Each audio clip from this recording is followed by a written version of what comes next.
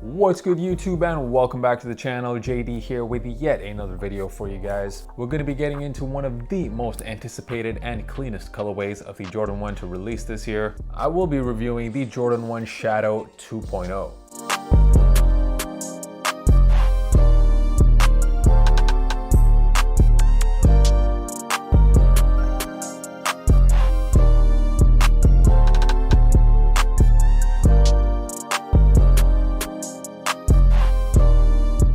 So what's good, guys? Hope you guys are well. My fam out there in the United States, I hope you guys are enjoying your freedom. We're still pretty locked up here in Europe, but hopefully over the next couple of weeks we can finally go outside. In this video I will be breaking down this colorway. We will get into the quality of this sneaker, and this one, it's really tough to figure out whether this is good or bad quality. More on that later. I'm also going to talk about resale predictions for those of you guys interested, and as always I will be giving you guys that on-feet look, so make sure you stick around until the end of the video. So the Jordan 1 Shadow 2.0, the worldwide release of this sneaker was May the 14th. At least here in Europe though, it seems like a bit of a delayed release for a lot of stores. Only the Nike Sneakers app and a very few amount of retailers got this sneaker, and from what I heard, it seems to be pretty delayed for a lot of stores, so we will be seeing a lot more of these pairs release over the next coming weeks. Shout out to Soulbox here in Berlin. That's how I was able to cop these. Soulbox, definitely my favorite place to shop for sneakers in Berlin. I'm not even sponsored or anything to say that.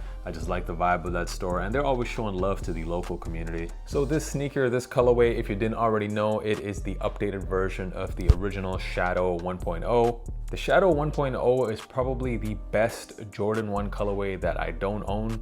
It's maybe even a top 5 colorway, and it's definitely that beater Jordan 1, the one pair that goes with absolutely everything. And also one more thing about the original Shadows, I actually think over the last decade it had one of the best leather quality of any Jordan 1. If you just look at the back half of the shoe, it pretty much looks exactly like the Shadows, and they've basically just reversed the front panel here. So you could kind of call these the reverse Shadows. It's still a very clean colorway. Definitely when you look at it, it's a very nice looking pair of Jordan 1s, something you know you can get a lot of use out of. And I definitely really like the colorway. It is still super clean, just as clean as the original Shadows. I know there's a Jordan 1 colorway dropping pretty much every week now, but when it comes to wearability, this is definitely one of the most wearable colorways of the Jordan 1 to release in the last year. They come with 2 pairs of laces. As you can see here, the default pair are these black ones, and then it also comes with these smoke gray laces, which I personally think look way better on this pair, and they contrast really well with that black tongue.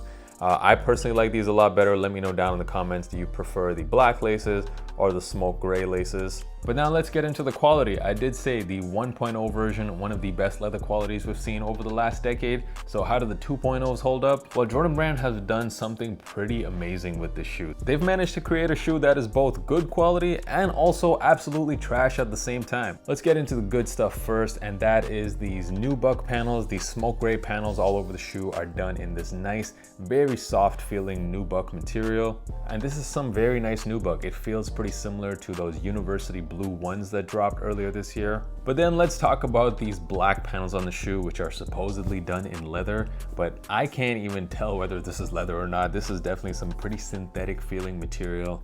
Just look at when I press down on it. This is some very stiff, let's call it leather. This is maybe a combination of leather and plastic, I don't know, but it's not the greatest. It might even be worse than the mochas that dropped last year. I don't get it, man. How does a shoe have good and horrible quality at the same time? Jordan Brand is definitely very capable of giving us good quality on Jordan 1s. The University blue ones, they had pretty much the same type of nubuck material on the shoe, but then at the same time you had this really nice leather, this very nice tumbled white leather. But for some reason we don't get that on this pair. Honestly, I don't get why they did this. The quality on the 1.0, the leather on that is just so nice, and now they give us this leather. It's honestly pretty disappointing. For sizing, these fit me just like every other pair of Jordan 1s, and for me that is true to size. But let's talk about resale on these. A lot of you guys wondering, is this a hold or a Resell right now. If you look at prices, I'll be honest, right now they are much higher than I expected, but I actually think a lot of that has to do with the fact that not all of these stores have received their pairs yet. Here in Europe, like a handful of stores managed to get these. Some bigger retailers that normally get Jordan 1s like Foot Locker or Snipes here in Europe, they haven't even gotten their pairs yet. So I'm expecting the prices to definitely drop a little bit from where they are right now. But long term, of course, these are gonna go up, guys. I mean, this is a wearable pair of Jordan 1s.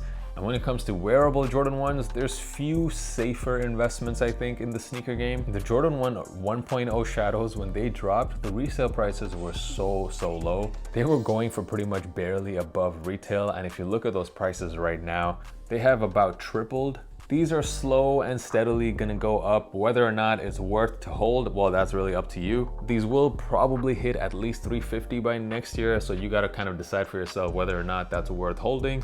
If you guys follow me on Instagram, you know how I feel about holding sneakers right now. And I think, well, Bitcoin and Ethereum exist, so why hold sneakers? I can't think of one reason. The way I personally think about holding sneakers right now is only if I think the shoe is gonna double in price by next year, then I'll consider holding them. I don't see these actually doubling from where they are right now. So for me, it's not a hold. But like I said, it really depends on your individual situation. If you don't mind waiting for another year, if you don't really have anything else to invest in right now, then yeah, you can definitely hold it. There's no way you're actually gonna lose money on these. For those of you guys who took an L and you're waiting for the best time to purchase these, as I mentioned, a lot of the bigger retailers will be starting to get their pairs, and I do expect the prices to come down over the next couple of weeks from where they are right now. So I would personally wait at least another week before copying these. All right, let's wrap this thing up. The Jordan 1 Shadow 2.0, is this a cop or a drop? So this is a sneaker that I think is super clean, especially when you have them on feet. They look really good, I'm not gonna lie. But I don't really like the quality on this. And also in this month of May, we have so many hot sneakers dropping. The Ambush Dunks are going to be dropping, the Amamaniers as well. I also don't think these are a must cop pair of Jordan 1s, but that's just my opinion. Overall for me, these are definitely a pass. But let me know down in the comments, what do you guys think of the Jordan 1 2.0? Is this a cop or a drop for you guys? Let me know. The on-feet portion of the video dropping right now. Don't forget to follow me on Instagram. The handle is right here. It is at JDKick6. My absolute favorite part about doing this whole sneaker YouTube thing is talking to you guys over on Instagram. It's definitely the best place to reach out to me, so make sure you guys follow me. Thank you once again for all of the support on the channel, and until next time, guys, peace.